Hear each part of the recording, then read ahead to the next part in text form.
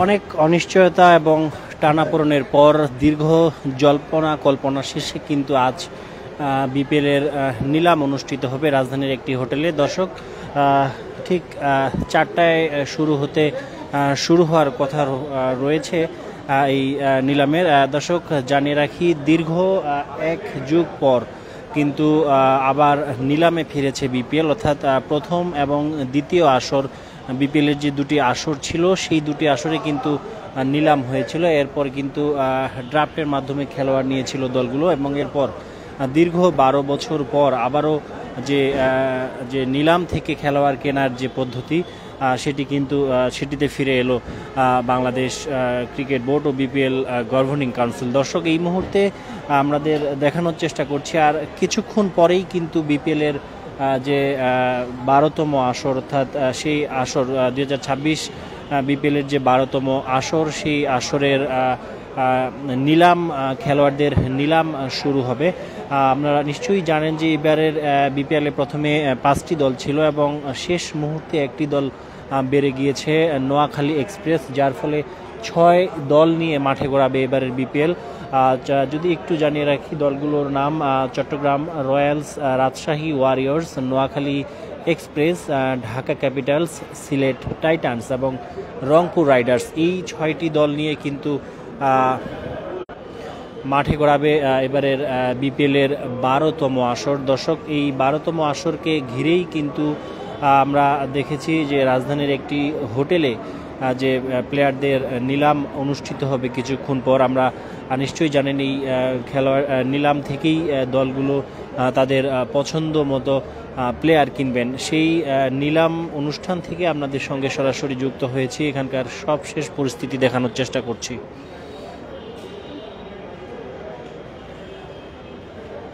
দর্শক, এই নিলামকে ঘিরে কিন্তু বিসিবির কর্মকর্তারা, ফ্র্যাঞ্চাইজির কর্মকর্তারা সহ সাবেক ক্রিকেটার এবং যারা ফ্র্যাঞ্চাইজিগুলোর সাথে যুক্ত রয়েছেন, কোচ, তারা কিন্তু উপস্থিত হতে শুরু করেছেন। 4টায় এই নিলামটি শুরু হওয়ার কথা থাকলে আমরা দেখেছি দুপুরের পর থেকে বা কিছুক্ষণ আগেও দেখেছি আমরা রংপুর রাইডার্সের মোহাম্মদ আশরাফুল এসেছেন, সোহান এসেছেন, এছাড়াও বিসিবির সহসভাপতি ফারুক আহমেদ, তিনিও কিন্তু ইতিমধ্যেই এই নিলাম অনুষ্ঠানে উপস্থিত হয়েছেন।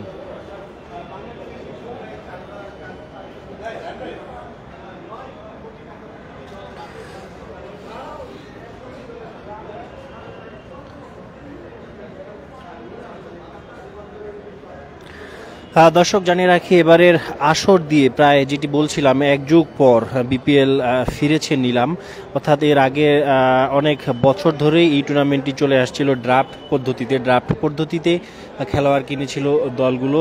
যদি একটু জানিয়ে রাখি যে নিলামের আগে গতকাল কিন্তু ফ্র্যাঞ্চাইজিগুলোর সঙ্গে মহড়া সেরে নিয়েছে, নিলামের যে মহড়া সেটি কিন্তু সেরেছে বিসিবি। এবং এটিও জানিয়ে রাখি যে নিলামের আগে 6টি ফ্র্যাঞ্চাইজি যে রয়েছে তাদের সেই 6টি ফ্র্যাঞ্চাইজি দেশি বিদেশি অনেক ক্রিকেটারের সঙ্গেই কিন্তু সরাসরি চুক্তি করেছেন। Dhaka Capitals, Rangpur Riders, Rajshahi Warriors, Sylhet Titans এবং চট্টগ্রাম রয়্যালস ও নোয়াখালী এক্সপ্রেস, 6 দল মিলিয়ে স্থানীয় ও বিদেশি মিলিয়ে মোট 23 জন ক্রিকেটার দলভুক্ত করেছেন। কেবল চট্টগ্রাম রয়্যালস নিয়েছেন একজন বিদেশি ক্রিকেটার। দর্শক, একটু জানিয়ে রাখি, ঢাকা ক্যাপিটালস যে নিলামের আগে ডিরেক্ট সাইনিংয়ে যেসব প্লেয়ারদের সঙ্গে চুক্তি করেছেন, তাসকিন আহমেদ, স্থানীয় প্লেয়ারদের মধ্যে তাসকিন আহমেদ ক্যাটাগরি এ থেকে চুক্তি করেছেন এবং ক্যাটাগরি বি থেকে সাইব হাসানের সঙ্গে চুক্তি করেছেন। এবং বিদেশি খেলোয়াড়দের মধ্যে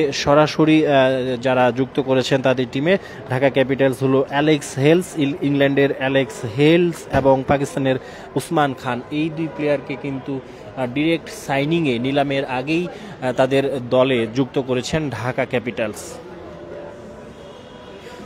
দর্শক, এই মুহূর্তে দেখছেন যে বিসিবি পরিচালক এবং উইমেন্স উইংয়ের প্রধান রুবাবা দৌলা, তিনি কিন্তু এই যে অকশনে কিন্তু উপস্থিত হয়েছেন। দর্শক জানিয়ে রাখি, সিলেট টাইটান্স তাদের স্থানীয় খেলোয়াড়দের মধ্যে সরাসরি চুক্তিতে তাদের দলে ভিড়িয়েছেন মেহেদী হাসান মিরাজকে ক্যাটাগরি এ থেকে এবং নাসুম আহমেদকে ক্যাটাগরি বি থেকে তাদের দলে ভিড়িয়েছেন। অর্থাৎ নিলামের আগেই যে ডিরেক্ট সাইনিং অর্থাৎ সরাসরি চুক্তিতেই দলে ভিড়িয়েছেন। এবং বিদেশি খেলোয়াড়দের মধ্যে মোহাম্মদ আমির পাকিস্তানের এবং পাকিস্তানের আরও একজন খেলোয়াড় সাইম আইয়ুবকে দলে ভিড়িয়েছেন সিলেট টাইটান্স।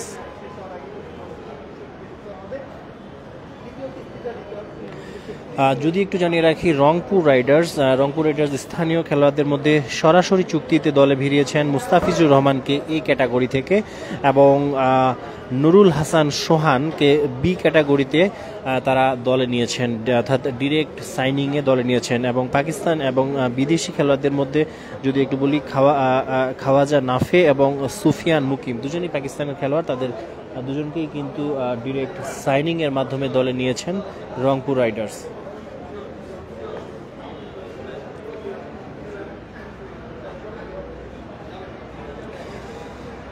দর্শক, আর কিছুক্ষণ পরেই শুরু হবে বহুল প্রতীক্ষিত বিপিএল 2026 বাংলাদেশ প্রিমিয়ার লিগের 12তম আসরের যে নিলাম, সেই নিলাম তার এই মুহূর্তে সেই নিলাম যে ঢাকার রাজধানীর একটি হোটেলে অনুষ্ঠিত হতে যাচ্ছে, সেখান থেকে আপনাদের সঙ্গে সরাসরি যুক্ত হয়েছি। এখানকার সব শেষ পরিস্থিতি, একেবারে শেষ মুহূর্তের প্রস্তুতি কিন্তু শেষ হয়েছে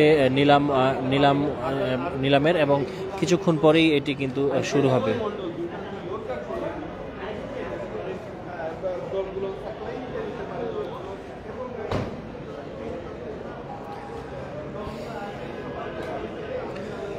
দর্শক, নোয়াখালী এক্সপ্রেস যে দলটির কথা না বললেই নয়, একেবারে শেষ মুহূর্তে বিপিএল এর একেবারে শেষ মুহূর্তে এই দলটি যুক্ত হয়েছেন এবারের বিপিএল এবং প্রথমবারের মতো এই নোয়াখালী এক্সপ্রেস যে ফ্র্যাঞ্চাইজিটি সেটি যুক্ত হয়েছেন। যেই নোয়াখালীকে নিয়ে আসলে তাদের কথা যদি একটু বলি, যে স্থানীয় খেলোয়াড়দের মধ্যে ডিরেক্ট সাইনিংয়ে তারা ক্যাটাগরি বি থেকে হাসান মাহমুদকে দলে ভিড়িয়েছেন এবং ক্যাটাগরি বি থেকে সৌম্য সরকার, অর্থাৎ দেশীয় ক্রিকেটারদের মধ্যে হাসান মাহমুদ এবং সৌম্য সরকারকে দলে ভিড়িয়েছেন নোয়াখালী এক্সপ্রেস। এবং বিদেশি খেলোয়াড়দের মধ্যে সরাসরি চুক্তিতে দলে ভিড়িয়েছেন জনসন চার্লস ওয়েস্ট ইন্ডিজ এবং কুশাল মেন্ডিস, শ্রীলঙ্কান কুশাল মেন্ডিসকে দলে নিয়েছেন নোয়াখালী এক্সপ্রেস। এবং রাজশাহী ওয়ারিয়র্সের কথা যদি একটু বলি, যে স্থানীয় খেলোয়াড়দের মধ্যে সরাসরি চুক্তিতে তানজিদ হাসানকে ক্যাটাগরি এ থেকে তারা দলে নিয়েছেন এবং নাজমুল হোসেন শান্তকে ক্যাটাগরি বি থেকে দলে নিয়েছেন।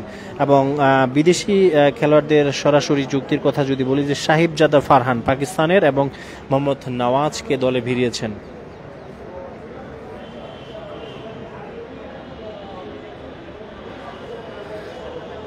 দর্শক জানিয়ে রাখি, নিলামের শর্ত অনুযায়ী প্রতিটি দলকে এ এবং বি ক্যাটাগরি থেকে ন্যূনতম 2 জন করে ক্রিকেটার নিতে হবে। এছাড়া সি ও ডি ক্যাটাগরি থেকে অন্তত 6 জন, ই ক্যাটাগরি থেকে 3 জন এবং এফ ক্যাটাগরি থেকে অন্তত 1 জনকে নিতে হবে। যদি একটু জানিয়ে রাখি, বিভিন্ন ক্যাটাগরির ভিত্তিমূল্য নির্ধারণ করেছে বিসিবি।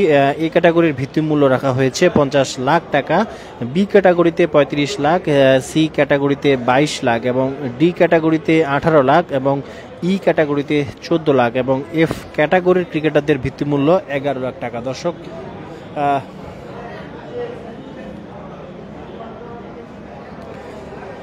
যদি একটু জানিয়ে রাখি, যে এ ক্যাটাগরির যারা ছিল স্থানীয় ক্রিকেটারদের, যারা এ ক্যাটাগরি থেকে সরাসরি চুক্তিতে মোটামুটি সবাই দল পেয়েছে। শুধুমাত্র টি-20 দলের অধিনায়ক, বাংলাদেশ টি-20 দলের অধিনায়ক লিটন দাস এবং top order batter Mohammad Naim Sheikh বাদ দিয়ে কিন্তু এই ক্যাটাগরির যেসব প্লেয়ার রয়েছে তারা কিন্তু সবাই মোটামুটি অকশনের আগেই কিন্তু দল পেয়েছে।